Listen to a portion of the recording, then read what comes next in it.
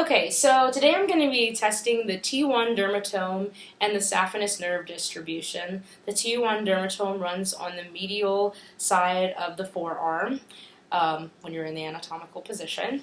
So I'm going to be checking that one first. If I was doing this on a patient, I would tell her what the purpose of the test is first and what the test is going to be like. So I would say, today I'm going to be checking the sensation of your arm and making sure that you can feel those sensations. I'm looking for any type of injury to the spinal cord, the nerves in your arm, or to the brain.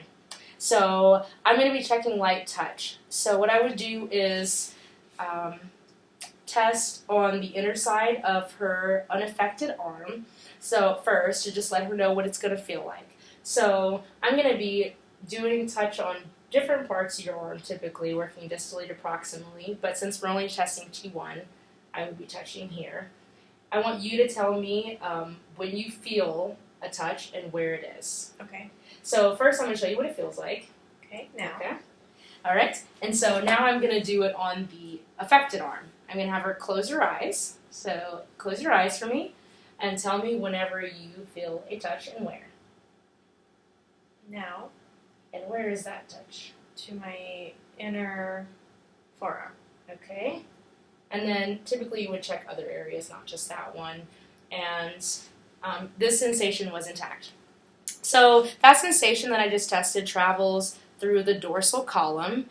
It's going to go from the Meissner's corpuscles in this portion of her arm, or in this dermatome. It's going to travel to the dorsal root ganglion, where the first neuron will be located in this 3-neuron system. And then that axon is going to travel into the spinal cord through the dorsal root of T1. And then it's going to travel through the cuneate nucleus, the cuneate fasciculus, and then up to the medulla, where it will attach to the cuneate nucleus, a neuron in the cuneate nucleus, and then it will decussate across the medulla and go up to the thalamus, where it will connect to the 3rd neuron that will be in the ventroposterolateral nucleus. And the decussation happens at the internal arcuate fibers, and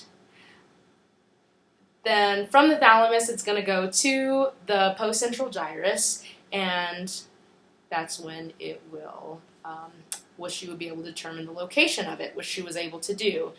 I think that's it. So then the next one I'm going to test is the saphenous nerve distribution. This is for a peripheral nerve. The last one was for a dorsal root, so, or a dermatome. And so now I'm going to be checking her discrimination of pain through the Sharp-Dull test. I would typically do the same thing again, let the patient know what I'm doing, that I'm trying to check the person's sensation, or to let them know that, and then I would let them know what it's going to feel like. So I'm going to tilt the camera down so you can see her leg. So I would let her know that I'm going to test it on the unaffected side first. So I'm going to be checking your sharp-dull sensation on this right side first. And I want you to tell me when you feel sharp or dull. So I'm going to, well, first let me tell you that this is sharp and this is dull. Okay. And I want you to tell me when you feel sharp or dull right now. Sharp. Sharp. Dull. Dull. Okay. So I know that the sensation is intact on this side, so now now that she knows what it feels like, I'm going to do the same thing to the affected side. I would normally start distally and work up to the proximal part of the leg, but since I'm only being asked to show the saphenous nerve distribution, I'm just going to do this area. So I would have her close her eyes, and I want you to tell me when you feel sharp or dull and where you feel that sensation. Sharp. My inner leg. Okay. Sharp. A little higher on the inner leg. Dull. More towards the calf, but still on the inside of the leg. Okay. And dull. Still on the inner leg there. Okay. So I know that she feels that sensation. That lets me know that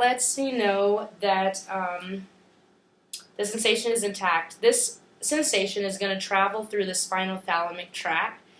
That tract runs like this. So the sensation goes to the peripheral nerve, through the peripheral nerve to the dorsal root ganglion, and then it's going to go from there into the spinal cord through the white matter. It's going to attach onto the dorsal horn of the gray matter in the spinal cord, and that will be where the first neuron is located. The second neuron is located, and then it's going to go from there through the anterior white commissure, so it's going to decussate across the anterior white commissure, and then ascend up through the medulla and the pons to the thalamus, where it will synapse on a third neuron in the ventral posterolateral tract, or the ventral posterolateral nucleus. Okay, and then from there it's going to go to the postcentral gyrus, and that's it. All right.